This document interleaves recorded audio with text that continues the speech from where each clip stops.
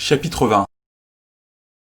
Alors, homme de peu de foi, cesse de questionner et de juger mes actions. Et là, tu aurais dû voir la tête qu'il tirait. Il est détruit. Je pense qu'il ne posera pas le moindre problème d'ici les élections, ni même après, dit le vieil homme à la moustache et au bouc grisonnant. Je ne sais pas. Je pense que tu aurais dû y aller avec modération. Avec tout le mal qu'on s'est donné, la dernière chose qu'on a envie, c'est qu'il se foute en l'air. Non, Priest, ton petit numéro m'amuse moyennement. Vous savez très bien qu'il est déjà passablement déprimé, dit une voix dans le téléphone. Kiss crut reconnaître celle de celui que Charlie aimait appeler numéro 3. Vous m'avez bien dit qu'il était à 10 mg de l'extrait-pro par jour, demanda le vieil homme. Oui, répondit numéro 3. Sa femme broie et glisse s'est cachée dans son premier café du matin. Tu penses qu'il faudrait le monter à 15 mg? Qu'est-ce que j'en sais, je ne suis pas médecin, dit Priest, avant de jeter un coup d'œil vers le jeune homme devant lui. Celui-ci, grattant de l'index un poing sous ses longs cheveux, semblait captivé par le vol d'une mouche invisible. J'ai suffisamment à faire de mon côté, alors je ne vais pas m'occuper de votre travail en plus, surtout si c'est pour devoir subir reproche après reproche. Kiss, qui flottait dans le restaurant, juste au-dessus des deux hommes attablés, sentit les yeux du chevelu se fixer sur lui, un peu comme si le jeune homme pouvait voir au-delà du monde physique. Je crois, commença-t-il à dire. Ouais, je vois ça, dit l'être à ses côtés. Qu'est-ce qu'il y a, Pellac demanda Priest au grand chevelu. Ce dernier, qui fixait toujours l'endroit où flottait Kiss, avait commencé à renifler comme s'il avait repéré une fuite de gaz. Allez, Kiss, on décolle, dit l'être en prenant ce dernier par la main. Et comme ça, en un claquement de doigts, il se retrouva au milieu d'une immensité aux couleurs changeantes. Il n'eut pas à faire de tour sur lui-même pour savoir qu'il était seul.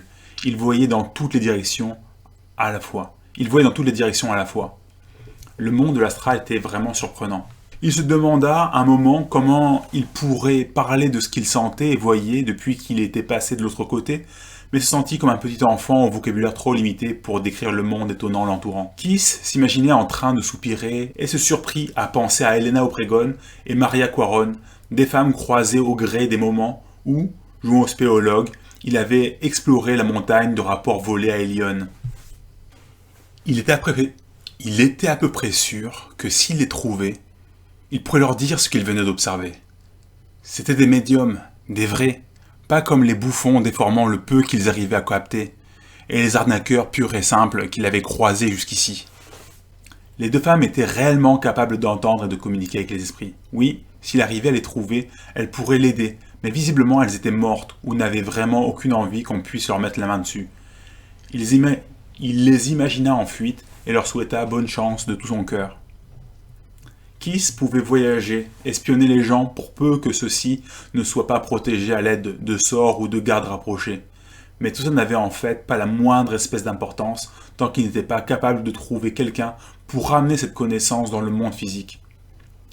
Juste après l'explosion de sa voiture, il avait vu sa femme et ses enfants monter dans la lumière. Il aurait dû les suivre, mais la curiosité l'avait emporté. Pas celle de savoir qui était derrière le meurtre atroce de sa famille. Sur le moment, il n'avait pas la moindre intuition de ce qui venait de se passer. Non, il avait juste envie de voir de ses propres yeux le monde astral décrit par les scientifiques d'Elion.